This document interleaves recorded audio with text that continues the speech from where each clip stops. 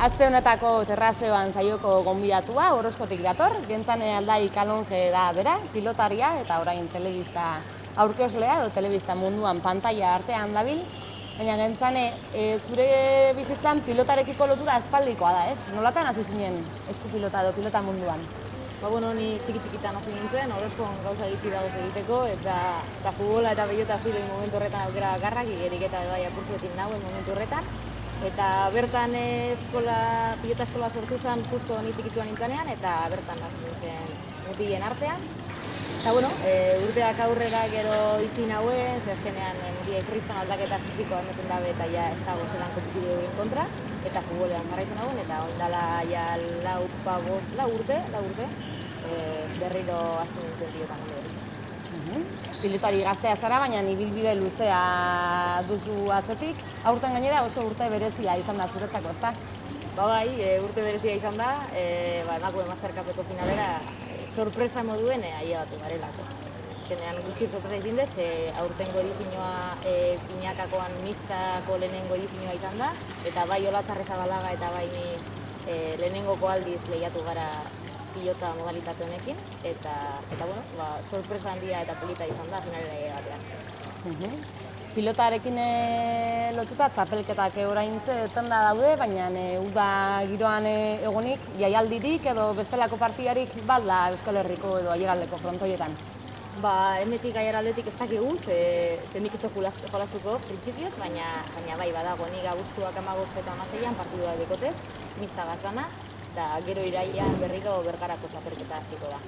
Uda bitartean Plaza Andreak saioa dago, eta hori da, ikingo da, aukerarik onena edo politena emakumezkoen pilotaz ezautzeko.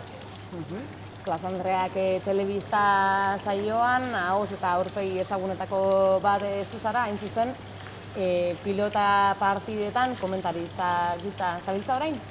Aukera polita izin da, bai ETV-ren eskutik eta emakume Mastercupen antolatzaileen eskutik aukera hemen zuzien edo bai jolasteko edo aditu moduen, aditu esango dut, baina ni aditua ez naz, bai aditu papera egiteko, Inigo Baiestaran eta Eren Azpeitiagaz batera, eta ni udan lan larre egiten dut, orduen nahiago dut, zudan ezain beste frontoien entrenaten, nahiago dut beste bateri lekua itxi, eta kanpoko ikuspegi hori ematea pilotari.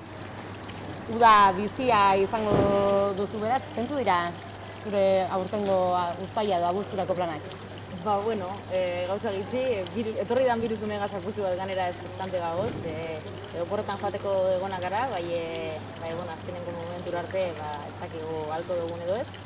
Lan da lan, sorosle moduen ibilten nazuden, así que sorosle moduen pizkina baten, gero familian dendatzen de aldotenean lagundu, eta geratuten den denbora tarte hori, entrenamentu fisikoak egiteko, ikoteagaz egoteko, guztia zutzutateko, eta horretarako, ez tekot denbora azkut gehiago.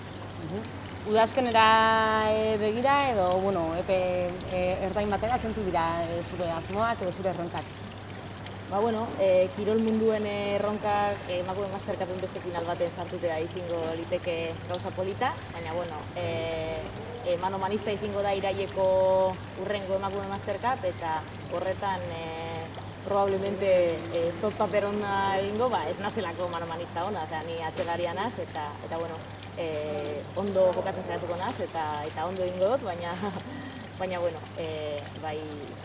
horretan gatz dekote finalean sartuteko, eta datorren parejan, kirol helburu moduen hori izango liteke gauza polita.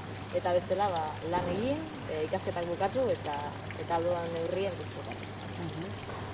Eta amaitzeko, nahiko genizutela, galdotu gaur egungo emakume pilotariei begira edo etorkizunean sortu edo plazaetara atera daitezken emakume pilotari belaunaldi berriei begira zein den luzatu nahi duzun mezua?